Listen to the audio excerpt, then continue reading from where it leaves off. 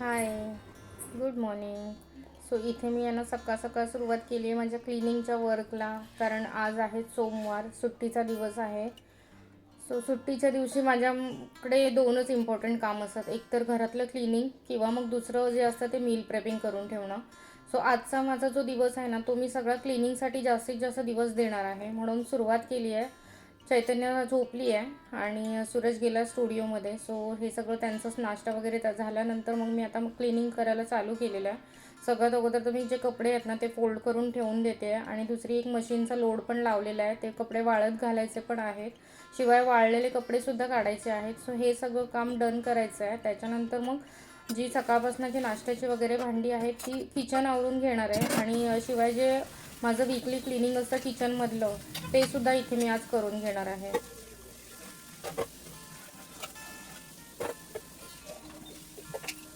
असं फास्टमध्ये काम होतं ना, बघताना किती छान वाटतं ना. असं वाटतं की काश आपण पण असं फास्ट फास्ट काम केलं असतं तर किती वेळ मिळाला असता ना आपल्याला.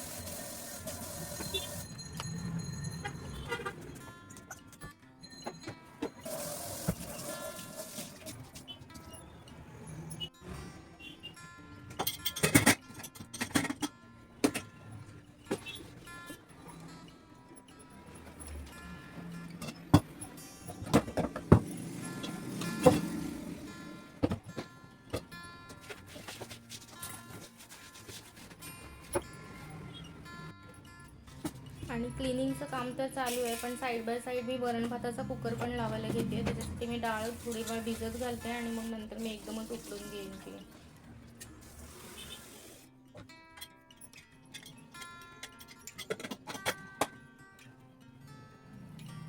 किचनचं आवरून घेतलं, त्याच्यानंतर बेडरूम आवरायला घेतली. चैतन्य उठली होती, तिला उठवून दिलं आणि थोडं नाश्त्यासाठी बसवलं आणि तोपर्यंत म्हटलं की बेडरूम आवरून घेते.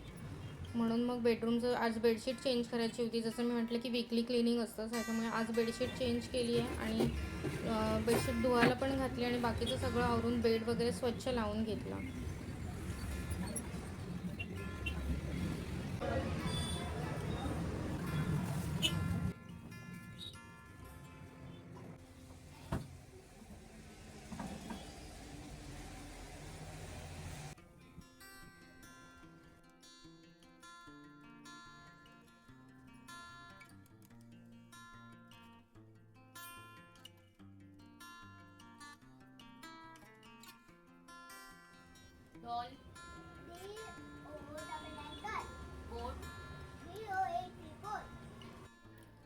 हे होईपर्यंत चैतन्याचा नाश्ता पण झाला होता, म्हणून म्हटलं की चल तिचा थोडासा अभ्यास पण घ्यायचा आहे. तिची ॲक्च्युली एक्झाम जवळ येणार आहे आता, म्हणून मग तिचा अभ्यास घेऊन बसली होती थोडा वेळ. तिचं चालू होतं प्रॅक्टिस, थोडं रिव्हिजन वगैरे. तर एक आज सुट्टीचा वार सुद्धा आहे, तर म्हटलं की थोडंसं चैतन्यासोबत वेळ घालवायचा आहे. त्याच्यामुळे मी आणि चैतन्य आम्ही बाहेर चाललो आहे. एक मस्त असा कॅफे आहे इकडे, बैठक म्हणून, तिकडे जाणार आहोत आम्ही आणि चहा कॉफी जे काय चैतन्याला स्नॅक्स वगैरे हवं असेल ते. आणि झाल्यानंतर आम्ही जाणार आहोत मोती तलावाकडे. मोती तलावाच्या आजूबाजूला थोडा वेळ थोडंसं असं फिरू, निवांत बसू, छान वगैरे गप्पा गोष्टी. आणि त्याच्यानंतर कदाचित मी विचार करते की मिस्टर DIY पण नवीनच चालू झालं आहे सावंतवाडीमध्ये, तो तिकडे एकदा जाऊन बघते, तिकडे त्या टाईपचं तिकडे जाऊन बघते काही ऑफर्स वगैरे आहेत का, आणि बघूया कसं कसं काय काय होतंय. ते मी सगळं तुमच्यासोबत शेअर करायचा नक्कीच प्रयत्न करेन.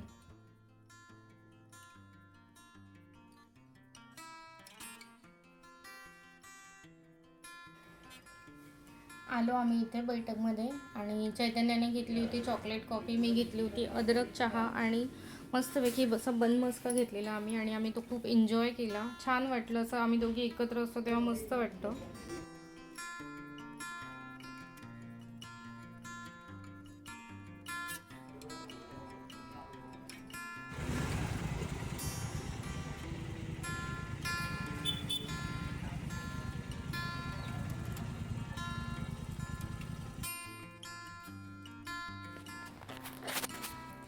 अच्छा, हे सगळं झालं आणि पॅनिंगमध्ये जी नव्हतं ना गोष्ट तीच झाली ॲक्च्युली.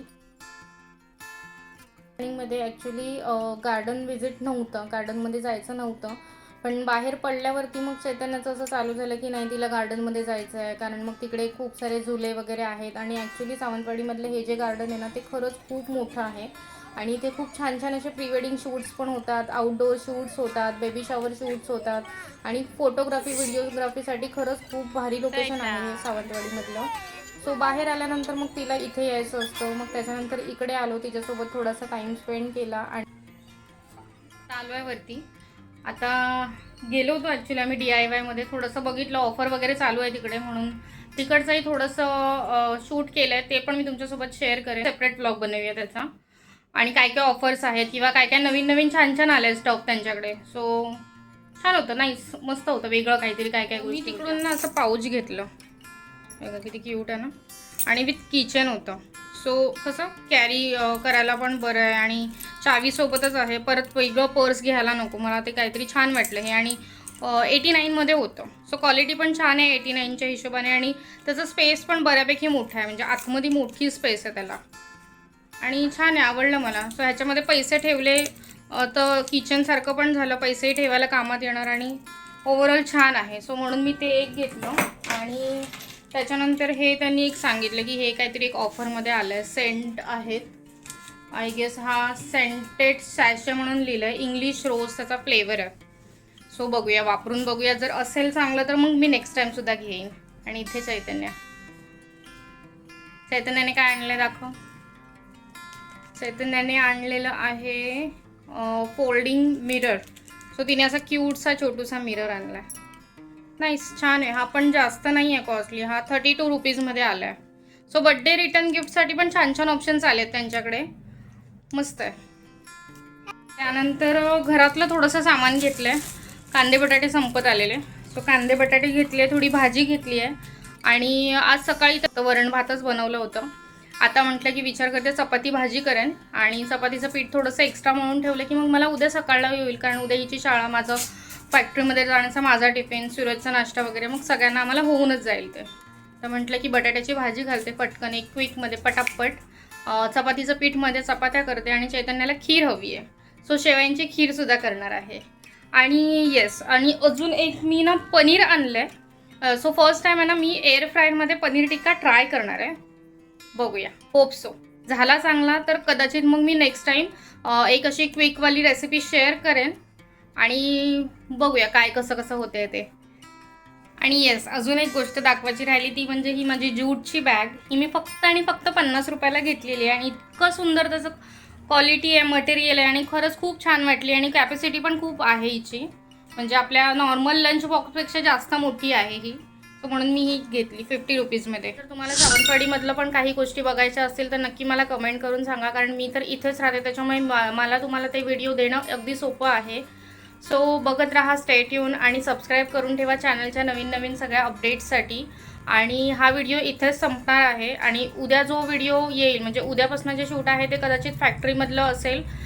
बघूया, फॅक्टरीमध्ये एक हनी चुरमा वगैरे प्रकार बनवायचा आहे नवीन. आणि कस्टमरची पण त्याच्यावर रिॲक्शन अशा वेगळ्या असतात, कारण कसं आहे तो प्रकार आपल्याकडचा नाही, गोव्यामध्ये तो जास्त जातो, किंवा गोव्यामधला त्यांचा रिजनल फूड स्नॅक्ससारखा. आपल्या लोकांना, खूप लोकांना ते माहीत नाही आहे. त्याच्यामुळे जो आम्ही काउंटरवर ठेवला ना तो, की मग लोकांचे प्रश्न असतात की हनी चुरमा म्हणजे काय असतं, मग ते दुधामध्ये टाकून खातात का, ते कॉर्नफ्लेक्स वगैरे आहे का. तर तसं काही नाही, काय आहे एक्झॅक्टली, आणि तो आम्ही कसा बनवतो, किंवा काउंटरला विक्रीसाठी कसा ठेवतो, त्याची किंमत काय असते, किंवा किती पॅकेजिंगमध्ये तो भरतो, ह्या सगळ्या गोष्टींची कदाचित अपडेट मी लॉंग व्हिडिओमध्ये पण देणार आहे. ब्लॉग आहे तो फॅक्टरीमधला जास्त पोर्शन कव्हर करायचा प्रयत्न करेन मी. सो इतकंच, बघत राहा, सबस्क्राईब करून ठेवा. बाय.